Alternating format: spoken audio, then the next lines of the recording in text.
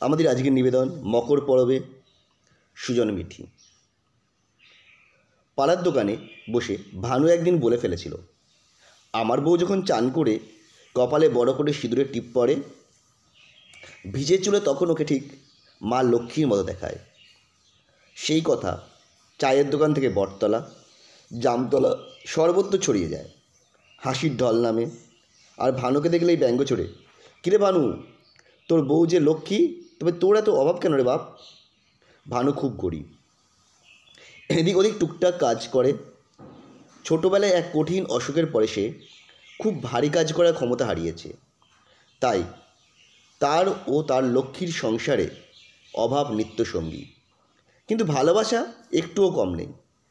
কেউ তাদের ঠাট্টা করলেই বা কি যায় আসে, অভাব থাকলেই বা কি। সে রোজ বাড়ি ফিরে এসে আগে তার বউকে জড়িয়ে ধরে বলে, সত্যি তুই আমার লক্ষ্মী বউ। পৌষ মাস শেষ হতে চলেছে। ভানুর লক্ষ্মী পিঠে খেতে খুব পছন্দ করে। ভানু তা জানে, কিন্তু এই ঠান্ডায় সে একেবারেই বেশি কাজ করতে পারে না। শরীর বয় না, তবু চেষ্টা করে। মকর পরবের মেলায় সে তার বউকে লাল চুড়ি কিনে দেবে। তার বউ সেই চুড়ি পরে পিঠে বানাবে, রিন রিন করে শব্দ হবে। কি মিষ্টি যে লাগবে সেই শব্দ, ভানু ভাবে।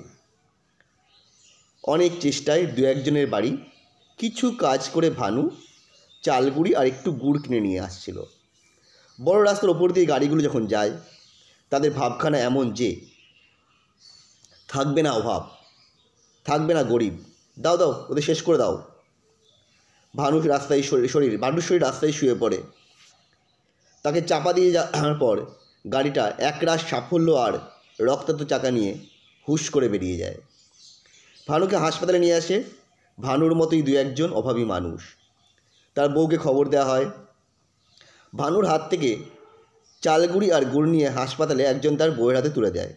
এই নাও, এগুলো তোমার বরের হাতে ছিল। ভানুর বউ জিজ্ঞাসা করে, ও কেমন আছে?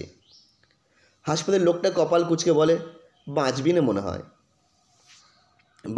হয়। ভানু 7 দিন হাসপাতালে, ভানুর বউ হাসপাতালের বাইরে। পৌষের ঠান্ডা ও হিম হাওয়ায় কুয়াশা আর চালগুড়ি গুড় নিয়ে বসে থাকে ভানুর বউ। কেউ হ্যাটহুট করে, কেউ দরদ দেখায়। তুই কদিন এভাবে বসে থাকবি রে, বাড়ি যা। ভানুর বউয়ের কপালের সিঁদুরের টিপ আবজা হয়। 7 দিন পর ভানু মারা যায়।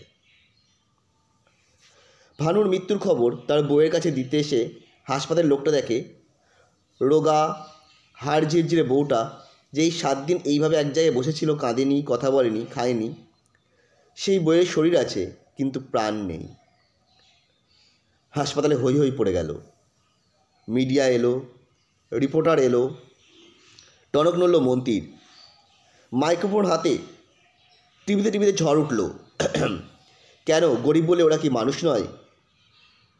কেন ওর বউ 7 দিন খেলো না? কেউ কেন ওকে দেখলো না? ওর কেমন মৃত্যু কেন হলো? জবাব চায় সমাজ, জবাব চাই, জবাব দাও। কবি লিখলেন, আহা এমন প্রেম। ভানুর বইয়ের হাতে শক্ত করে ধরা চাল গুড়ি আর গুড়, আজ বাদে কাল পরও।